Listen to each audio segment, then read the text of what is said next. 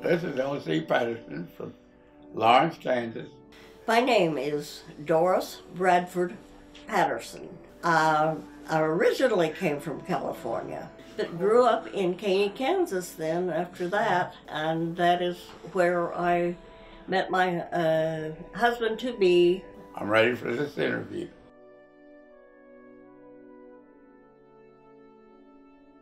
We went to high school, all through high school together, and started making eyes when we were probably sophomores and going steady by the time we were juniors and engaged when we were seniors.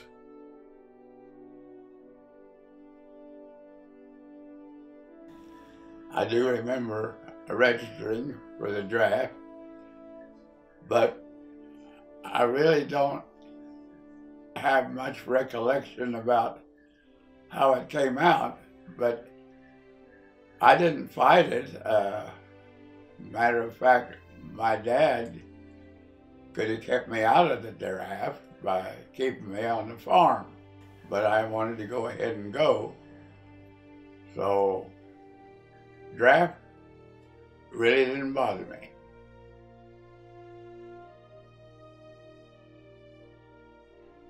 Well, I think it was a change of life. I wasn't too happy on the farm. Matter of fact, I left the farm when I was 16. I just kind of wanted to get out and see the world, I guess.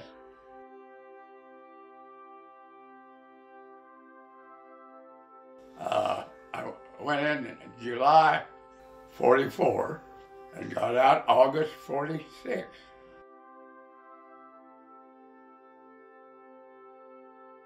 We were married on Ed's first delay en route. We were still both 18.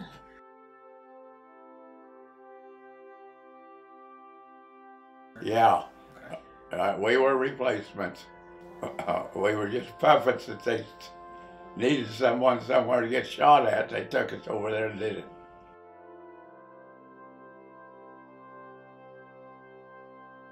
It was a highlight of my tour was my buddy and I would go out in the afternoon, and that was a B-29 base there on Saipan. And we'd watch the B-29s take off to bomb Tokyo and come back in from bombing Tokyo.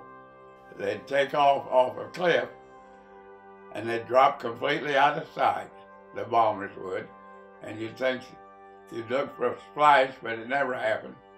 And they'd eventually get enough altitude to where they'd really be airborne.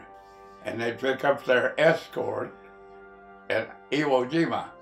P-51 Mustang escorts would escort them to Tokyo and back to Iwo, and then the bombers would come on home.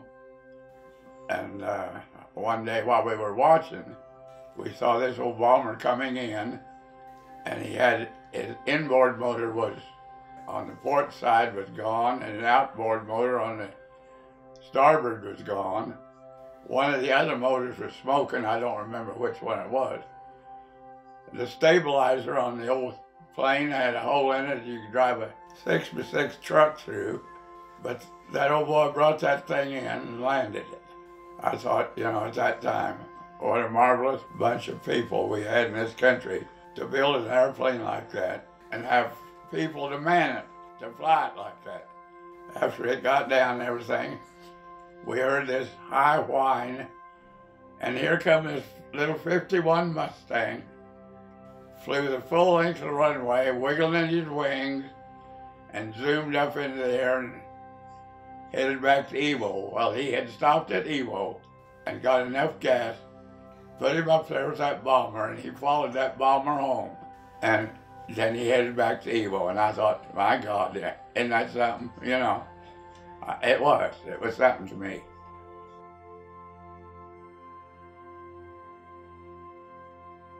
Oh yeah.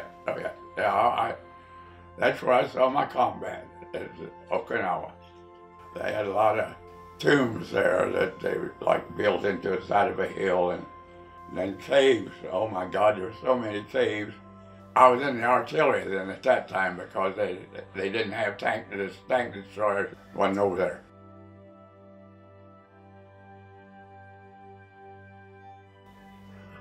One of the things we went up to mop up, you know, so to speak, to secure the island. We'd swept through the island, so we were coming back through, mopping up, we called it.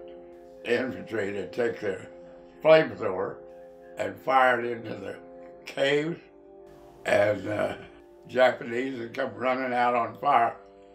They'd shoot them as they ran down here, getting away from it. But, I didn't like that so much, but I was very fortunate.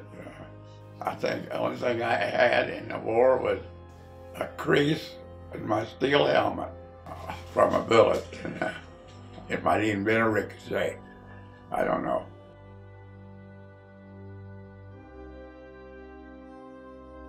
I really didn't have any problems. Seemed like everything happened all right.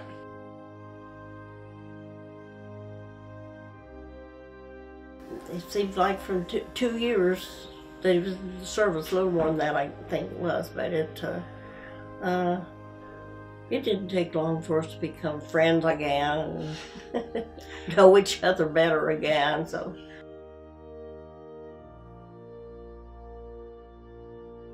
he'd grown up, he'd grown larger.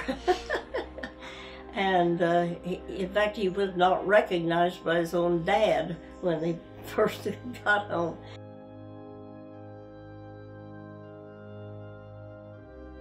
I went to trade school, got a job, everything went pretty good.